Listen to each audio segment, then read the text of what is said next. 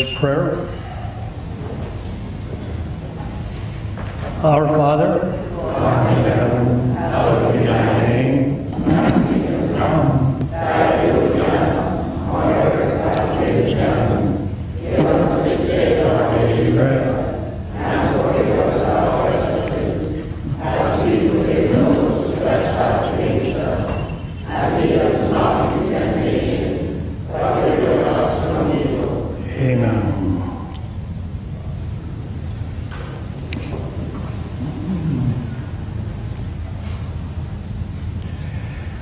Yesterday, when we left off,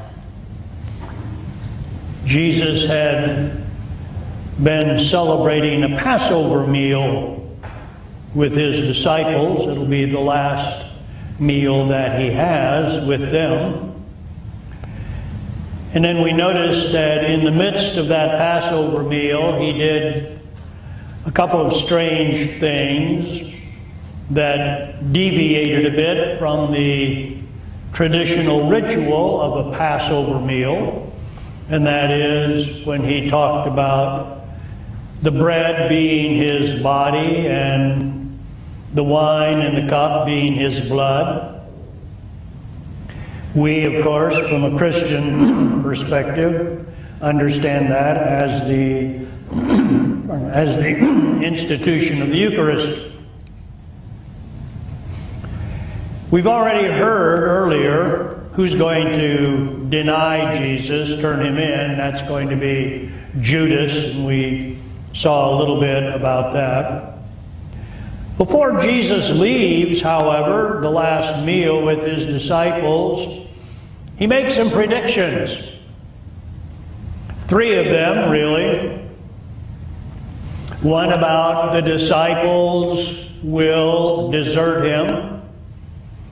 A second prediction about he will go ahead of them into Galilee.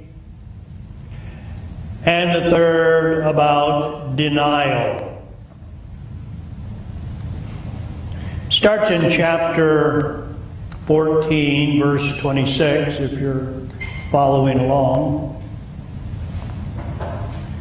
When they had sung the hymn, they went out to the Mount of Olives. The hymn means the final concluding hymn to the Passover meal. It always ended with a hymn, so they have sung that hymn. So now everybody is going out to the Mount of Olives.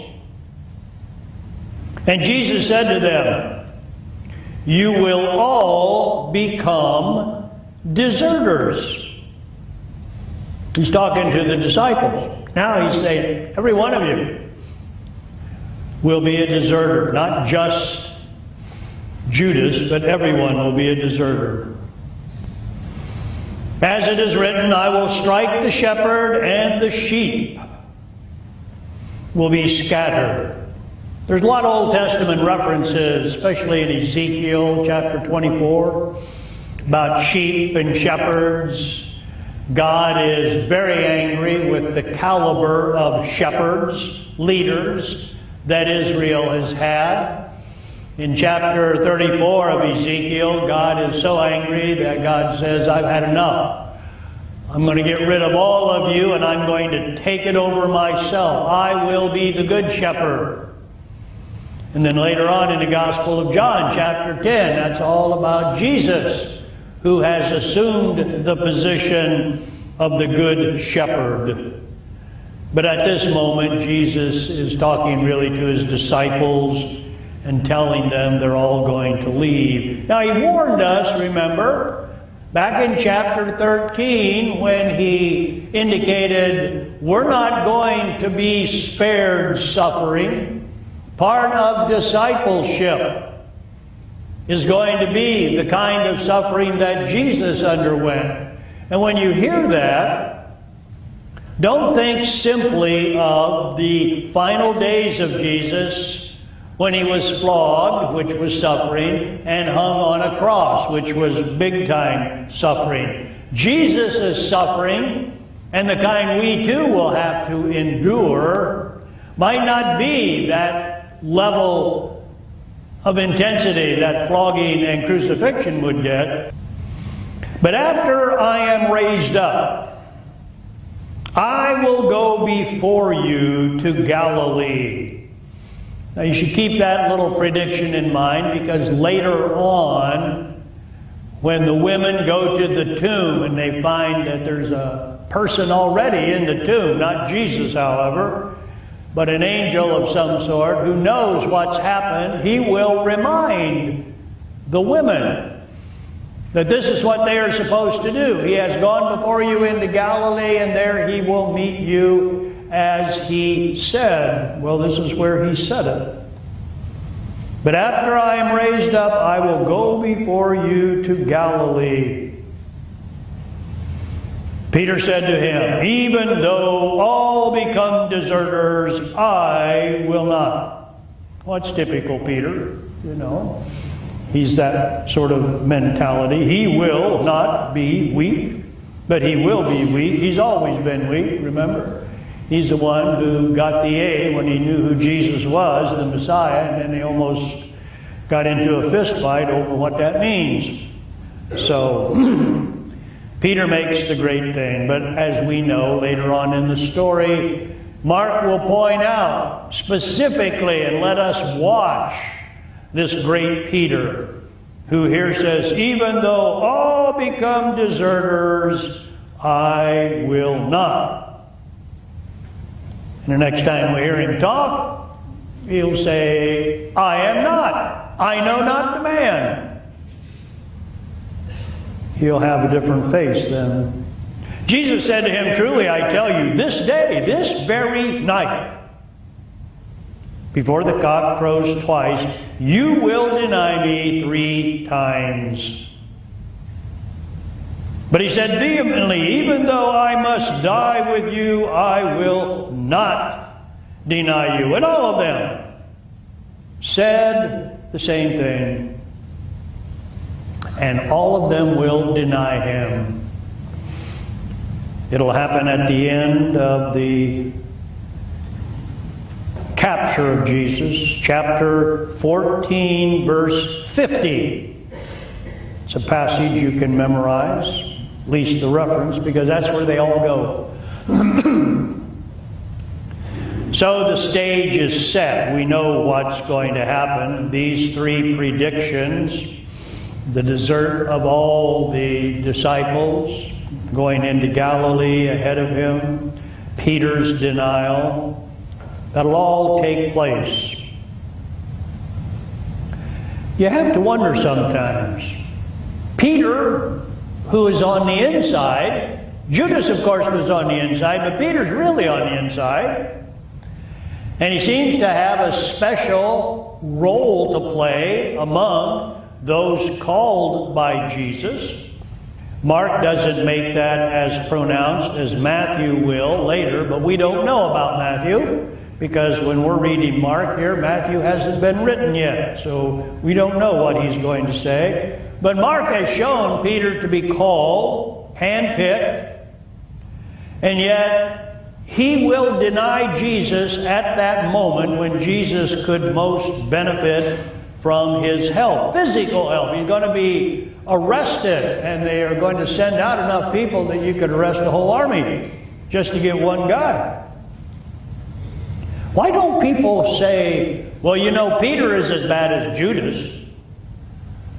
And as we watch Peter later on, he will point blank, when asked, say, I do not know that man. I am not one of his followers. That's about as serious as you can get. Well, the difference is, and Mark would want us to know there is a difference.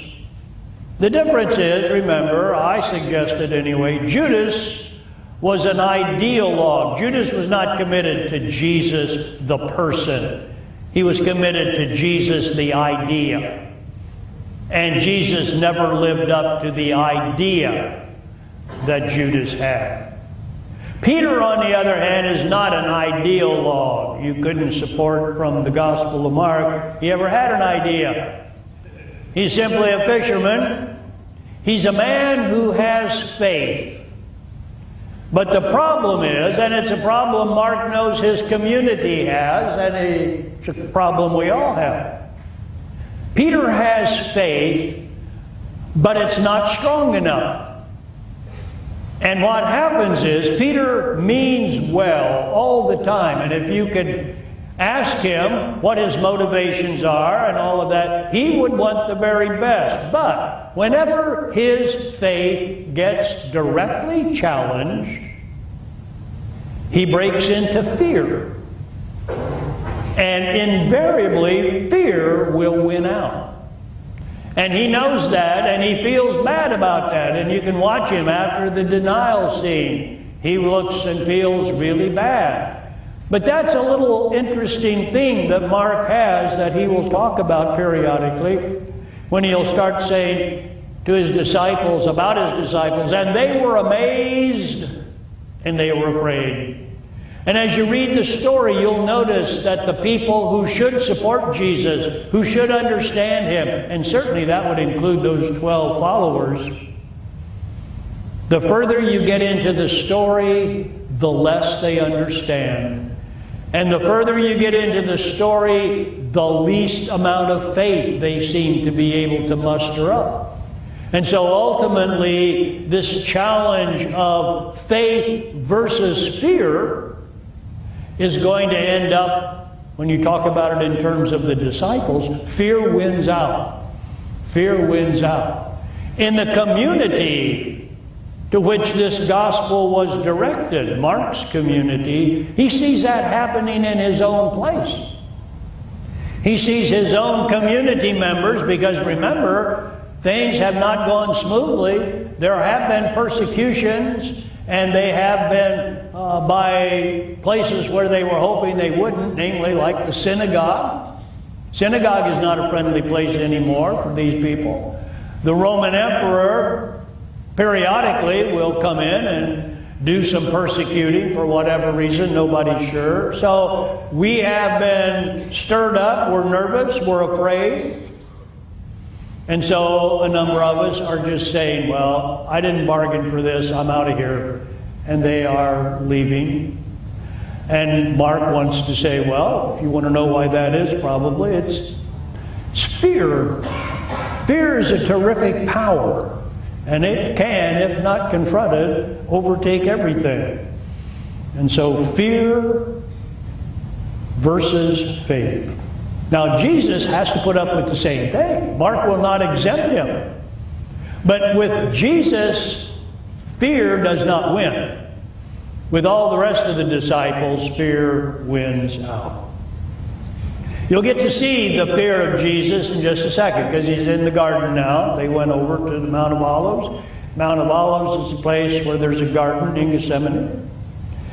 And because, remember, Mark wants to show us a Jesus we can imitate.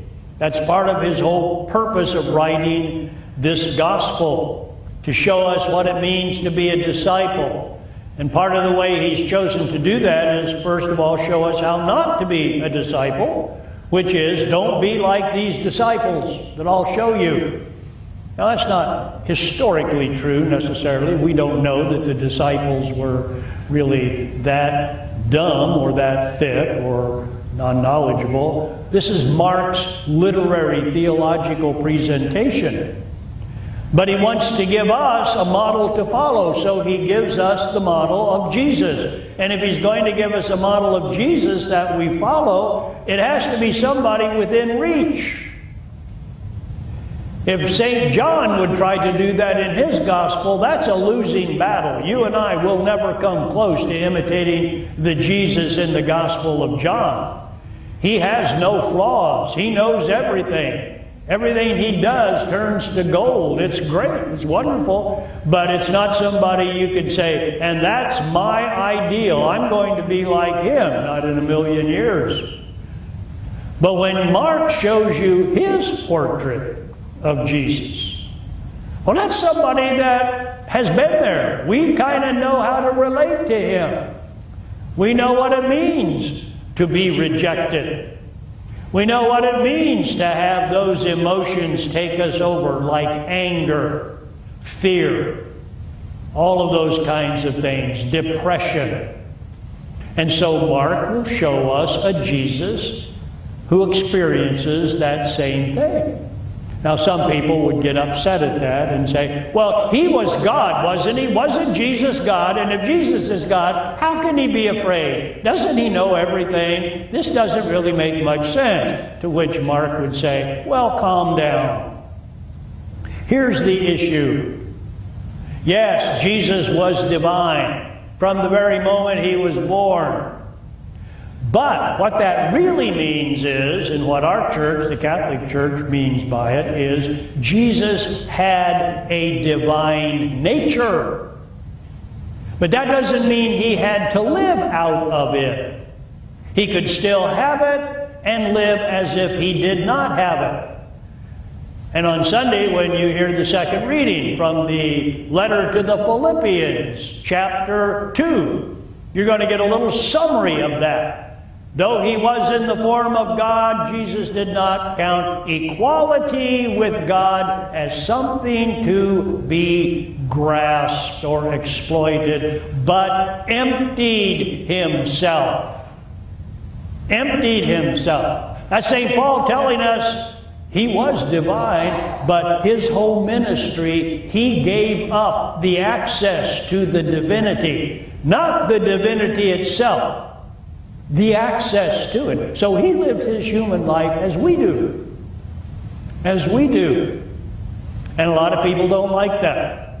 And so they will create things about Jesus that you don't find in the Gospels, but they always want to make him bigger than life. Well, John does that. If you want a bigger than life Jesus, read your Gospel of John. But if you want a Jesus that is rooted right in the midst of life, like we are, then read Mark. And he does this on purpose because he wants to show us that even though he was divine, when he lived his life as the Son of God, as the Messiah, he had to live it in many ways just like we do. So Mark's not afraid to show you a very human Jesus. And you're not going to find him any more human than you will while he is here in the Garden of Gethsemane, chapter 14, verse 32. They went to a place called Gethsemane. And he said to his disciples, sit here while I pray. It's not a very difficult mandate. Sit here. Just sit. Teach your dog to do that. He took with him Peter, James, and John. Remember, they're with him everywhere. They're representative of the whole group. They've been every place. If anybody should know who he is, it should be Peter, James, and John. And began to be distressed and agitated. Now, if you know your Greek, and I'm sure most of you do, but for the one or two that might have slipped up, these are called in Greek gut words.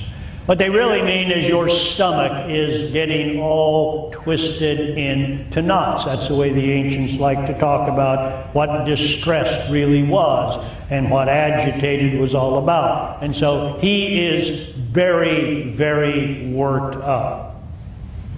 Well, you ask, why is he? Why is that the case? Well, because by this point, he sees what's going to happen. By this point, he sees these disciples are never, ever going to get the picture.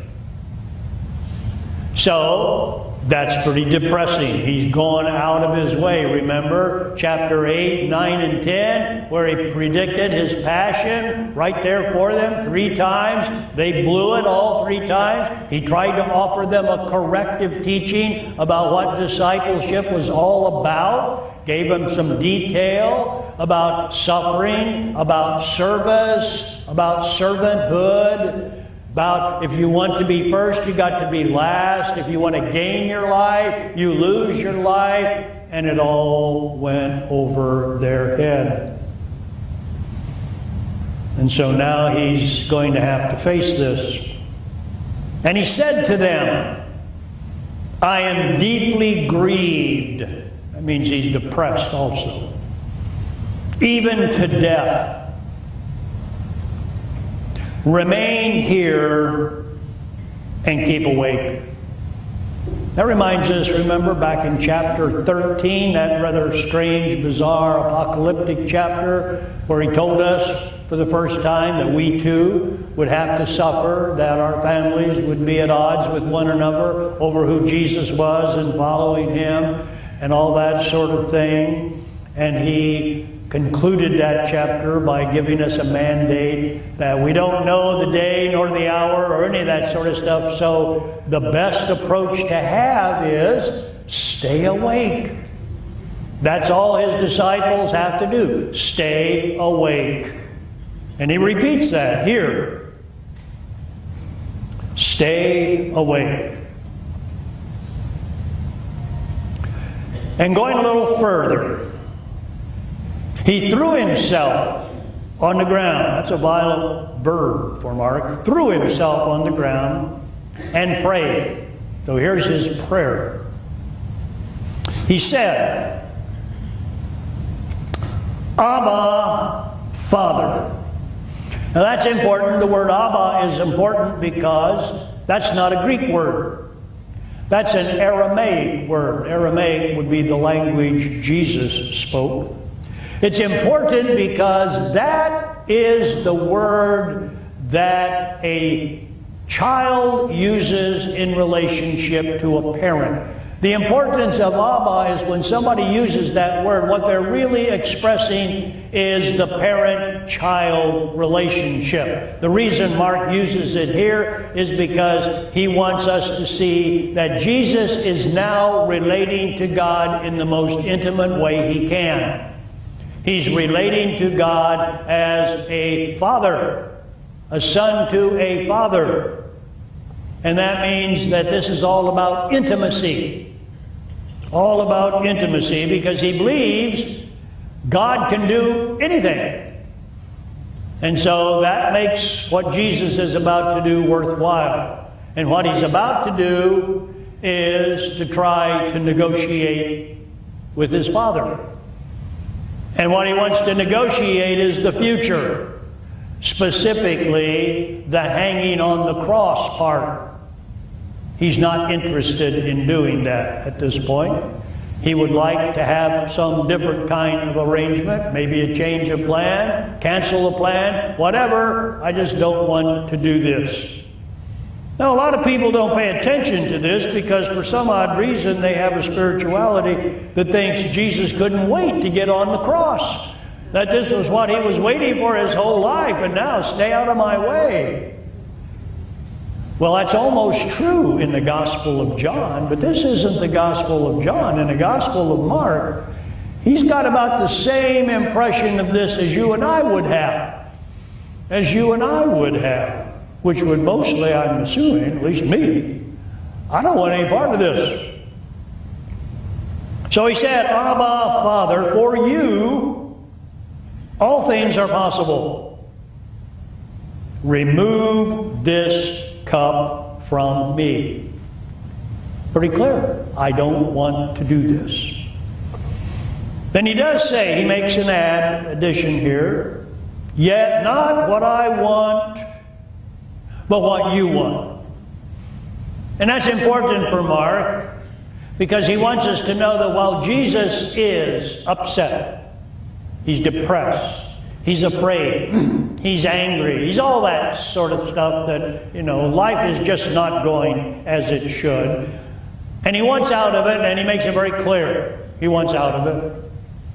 But nonetheless, if that can't happen, then he's willing to go with whatever has to go. But that's not his first choice. But he is willing to stay in there if that's the only viable way.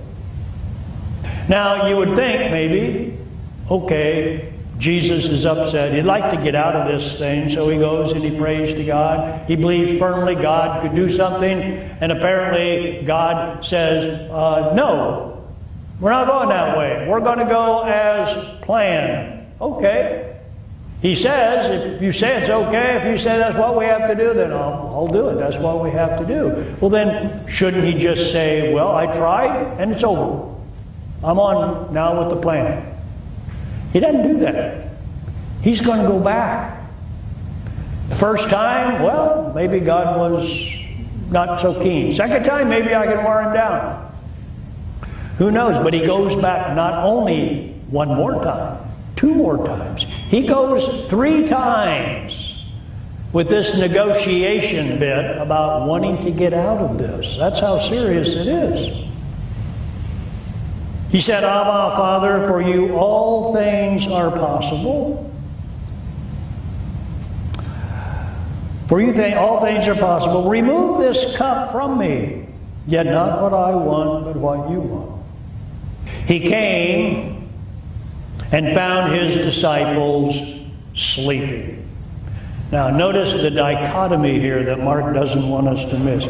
Jesus is at this moment undergoing the most traumatic experience up to this point of his whole life. This is where he has had to come face to face with what it means to be the Messiah, what it means to be the Son of God. And it's really tough. And while he's undergoing all of that, what is his disciples doing? They're passed out. They're doing nothing. They're useless. Now remember, this is not necessarily factual. This is literary. So don't go away thinking, well, those dumb people, you know. But it's the point that he's trying to make here as a story. He came and found them sleeping. And he said to Peter, Simon, are you asleep? Could you not keep awake 1 hour? The answer is no, they couldn't. Not even 5 minutes. Keep awake and pray that you may not come into the time of trial. Nobody knows exactly what the full implication of the time of trial might be, but it certainly has something to do with a challenge of faith. The trial is when your faith gets really pushed to the limit. Will you have enough? Will it win out? Will it be of such that whatever you have to overcome in terms of fear, your faith will be that? It doesn't look like the disciples will be able to do that, and they won't. Keep awake and pray that you may not come into the time of trial. The spirit indeed is willing, and we all know that. But the flesh is weak, and we know that also. And again he went away and prayed, saying the same words, so twice he is gone now. Once more he came and found them sleeping, for their eyes were very heavy, and they did not know what to say to him. Well, see, isn't that sad? His intimate disciples. Here he is undergoing the most traumatic experience of his own whole life, and his hand-picked disciples don't know what to say to him. He came a 3rd time to them, so he obviously went back a 3rd time and tried the whole thing over again. Didn't work. And he said to them, are you still asleep, taking your rest? Enough. That's an important word for Mark. This is a moment of change. Once he says enough, the fear is going to vanish. Mark has shown us the human Jesus right up to this point. Now we're going to see the Jesus who has the kind of faith it will take to sustain the kind of suffering that he is going to be challenged by. And the transition comes with this word, enough. Once he says that, it is like saying, okay, it's over. I've given it my best shot. I have agreed that I will do whatever the plan is. Therefore, let's get on with it. Enough. The hour has come. Hour means, of course, the hour of death. The Son of Man is betrayed into the hands of sinners. Get up. Let us be going. See, my betrayer is at hand. From this moment on, chapter 14, verse 43, the image in the back of Mark's mind as he's putting this narrative together, the back in his mind, what he's thinking about and what he's visualizing is that fourth suffering servant song. You can find that in the prophet Isaiah, chapter 52, starting with verse 13 all the way through chapter 12. That's going to be very, very important for Mark because that becomes the paradigm for Jesus. That big passage there in Isaiah describes a person who is dedicated to suffering and to service. And for Mark and the early Christians, that's important because they believed, and we believe, that Jesus suffered for other people. His suffering was suffering for others. That's called technically vicarious suffering. Judaism, by and large, did not believe in that. So it's rather strange and remarkable when here in the passages in Isaiah we find this suffering servant who is willing to offer up everything for the betterment of other people. And of course, for the Christians, that's exactly what Jesus did. It's exactly what he did. So Mark will be portraying Jesus from this point till his very death in terms of that suffering servant. And he's assuming, not always correctly, that we're familiar with that. So it's always good if you could go back and read that passage because it sort of gives you an outline of how Jesus will be understood. Immediately, while he was speaking, Judas, one of the 12, arrived, and with him there was a crowd with swords and clubs from the chief priests, the scribes, and the elders. So everybody's there. Now the betrayer had given them a sign, saying, "The one I will kiss is the man. Arrest him and lead him away under guard." I always recommend people when you go home, get out your crusty Google, type in the word kiss, and then look at it and see, of course you're going to get 1,000,000 hits. But kiss is not always a good gesture. The number of times kiss signifies and symbolizes betrayal is quite a bit. And of course, that's exactly what it is here. It's part of the Markan irony. On the surface, it looks like dedication and whatnot, but it's not at all. It is betrayal. The one I will kiss is the man. And of course, this has fit Mark all the way, where we've had the most serious betrayals coming within the context of the most serious intimacy.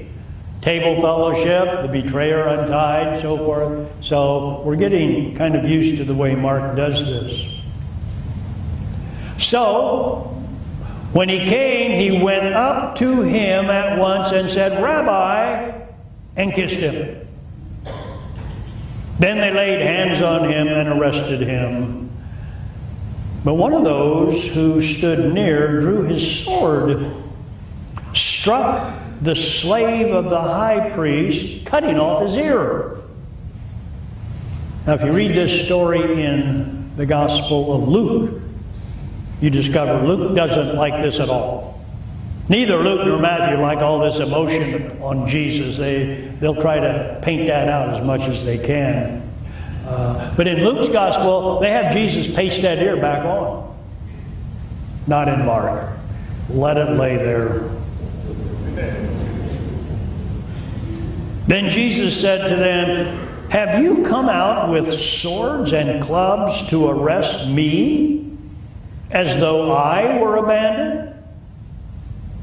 Day after day I was with you in the temple teaching, and you did not arrest me. But let the scriptures be fulfilled." All of them deserted him and fled. That's chapter 14, verse 50. If you would underline in your Bibles ever, that'd be a verse to underline. That's the end of the disciples. Right here is their final exit stage left. We won't see them again. They're gone. They don't even get to the end of the story. We'll get to see Peter again, but not in any kind of a disciple role. We'll get to see him in a betrayer's role. So this is the end of the disciple. This is the third major rejection in this gospel.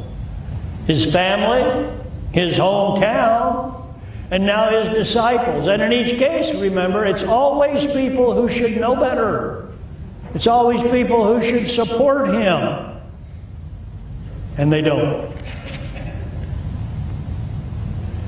Certain young man was following him, wearing nothing but a linen cloth. They caught hold of him, but he left the linen cloth and ran off naked. Odd kind of passage. A lot of interest in that passage. There are books written on that passage. You know. I don't recommend you read them, but they're there. The issue is who the young man represents, and you'll find if you look at the scholarship, he represents practically everybody, depending on the scholar. Baptismal imagery, it's Mark himself, it's, whatever they want to say. If you'd ask Mark, I suspect Mark would say, well, you're way off. All this is an attempt to show you just how much of a consternation was going on at the time. The linen garment was basically your underwear, and you never gave that away. And even if you got arrested and put into jail and they took everything from you, they could not take your inner garment, your linen garment. By law, you had to always have that. So if you are in a situation and there is so much fear and confusion that you're willing to run away and leave your inner garment, that means it's bad. And that's all Mark wants to show you, how confusing the whole thing is. Because then what he would like you to do is go back and read that passage again about the arrest. And notice how everybody around Jesus is in a frantic mode. They got enough people there, they could arrest a whole army, and then they cut off this one guy's ear, and then everybody's just, you don't know what. The only calm person in the whole scene is Jesus. He's not doing anything. He's the only one that is calm. He's the suffering just one. He's calm. There is a little interesting detail. I don't think you make a lot of it. The word in Greek for young man is neonios. Now, the reason that's kind of interesting is later on, when you get to the empty tomb, the women go in and they see this young man sitting there on the edge. The word for the young man is neonios. Some like to wonder, do you suppose it's the same? Is there a connection between this naked neonios? And of course, when he's in the tomb, he got his garment back because he's dressed in white. So there are people who want to make all kinds of connections with that. I would suggest you save yourself the time and energy and not do that. It won't lead to anything. It's just, it was really, really confusing. Now, the most difficult part of the Passion narrative of Mark to try to figure out factually. I mean, if you're asking the question, okay, now I would like to know what really happened. It seems, the way Mark describes it, Jesus had to appear between two bodies of people, whatever their legal status might have been. He had to appear, or he does appear, before the Jewish Sanhedrin. Now the problem is, scholarship up to this point is not real clear what that group did. They had authority to do things, but we're not sure how much authority. We're not sure what their relationship to the Roman government was. And we don't have enough factual historical information to know. So we don't really know what happened. And there's lots of contradictions if you're trying to figure this out factually. But Mark would tell you, well, then don't try to figure it out factually, because I'm not trying to write it factually. So kind of stay with the narrative, the storytelling. And we do have some sense that the Roman government limited the Jewish Sanhedrin in terms of their ability to use capital punishment. We're not quite clear, for example, in issues of blasphemy. The Jewish law said blasphemy was to be punished by stoning. Well, here, they're not interested in having Jesus stoned. The issue is they want Jesus crucified. Stoning is respectable. Crucifixion is not. And so this group wants Jesus to have to go through the degrading form of execution. In order to do that, they're going to have to find a way to get Jesus into a secular court. And that's going to be the reason why they push Jesus over into Pilate's arena, because Pilate does have the authority. But as the story unfolds, you'll notice Pilate does not believe Jesus is guilty of anything. Pilate really believes this is all stupid. These people ought to take care of this stuff. This is interreligious bickering, and they ought to take care of this stuff at home. But he's not able to do that, because the people know that he's not considered a very good leader to begin with. And if somehow, for example, the Jewish community can go down to the Roman government and say, you know, this guy you got up here running the show, Pilate, he's got an insurrectionist, a Jewish insurrectionist in his midst, and he won't do anything with him. Well, what's going to happen? Well, he's going to get fired. And so, got a lot of job security behind the scenes here. Here's what Mark says. They took Jesus to the high priest, and all the chief priests and elders and the scribes were assembled. Keep in mind, these are Jewish leaders. These are not all Jews. We need to know that, because we have misunderstood this in the past, and there have been some horrendous things Christians have done to Jews based on their misunderstanding that the Jews killed Jesus. Remember, the Romans killed Jesus. The Roman government killed Jesus as a political insurrectionist. Now, obviously, these Jewish authorities, they don't represent all Jews. The Jewish authorities have an invested interest here, and they would like Jesus off the scene, no doubt.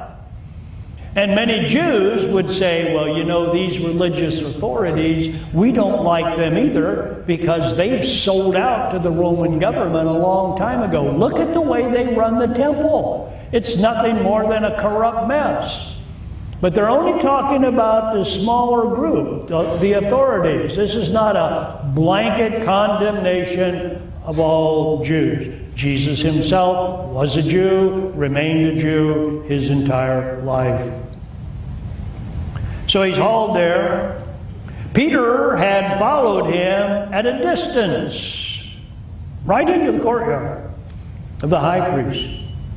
And he was sitting with the guards, warming himself at the fire.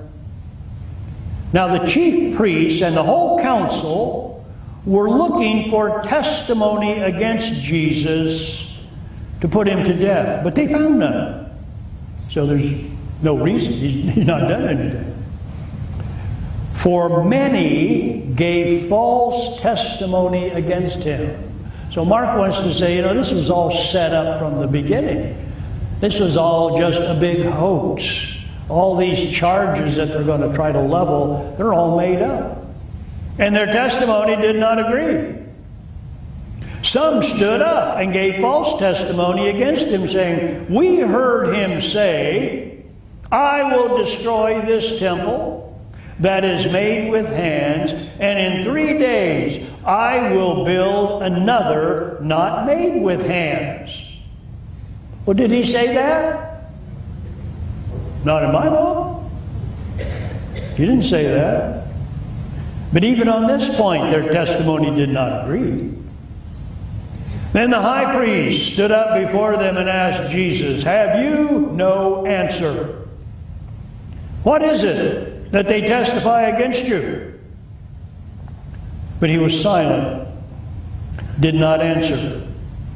That's an imitation of that suffering just one of Isaiah. Like a lamb led to the slaughter. He's not going to defend himself. He has nothing to defend. What is it that they testify against you? But he was silent, did not answer. Again the high priest asked him, are you the Messiah, the Son of the Blessed One? He said, I am.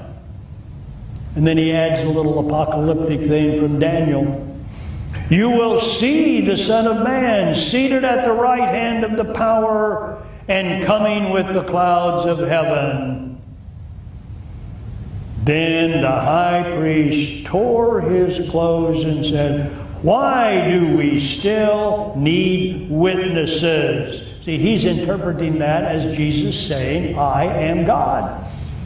He's not just saying, I am the Messiah, because the high priest wouldn't get all upset about that. But here he's making the claim, by using the prophet Daniel, of being divine. And that is bad news. Then the high priest tore his clothes and said, why do we still need witnesses? You have heard his blasphemy, that he is the Son of Man. What is your decision? All of them condemned him as deserving death. Some began to spit on him, to blindfold him, and to strike him, saying to him, prophesy. The guards also took over and beat him. Well, most of that comes from Mark and his reconstruction. You begin to see what Mark wants to say, this is a lost cause.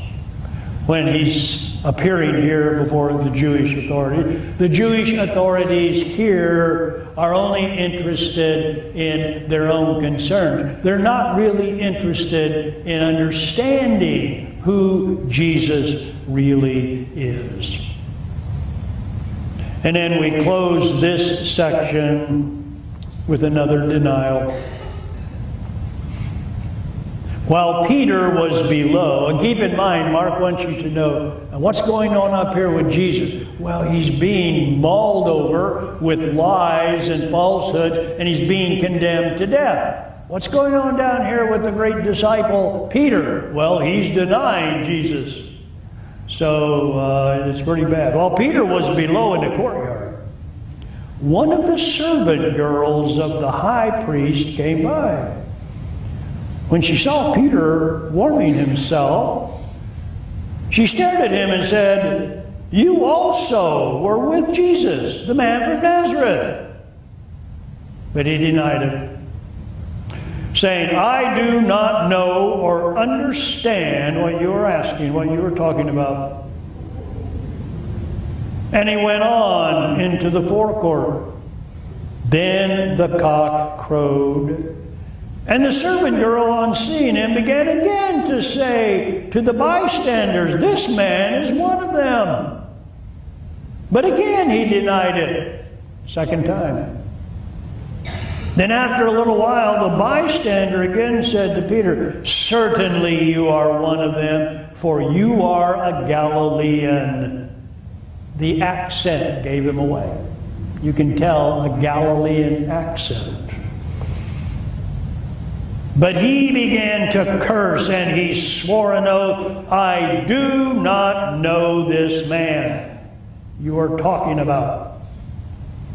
At that moment, the cock crowed for the second time. Then Peter remembered Jesus had said to him, "Before the cock crows twice, you will deny me 3 times." And he broke down and wept. Fear overcomes faith. It's a sad story. It's a tragic story in many ways, but Mark wants us to understand, keep in mind, this is our story. This is not his story alone. We're in this story. We're watching Jesus, and the reason that it's sad for us to watch Jesus do this is because we can easily understand, if I were in that same position, that's probably the direction I would go. Tomorrow we will finish up starting with chapter 15, and the story takes another bent starting with chapter 15. Glory be to the Father, and to the Son, and to the Holy Spirit,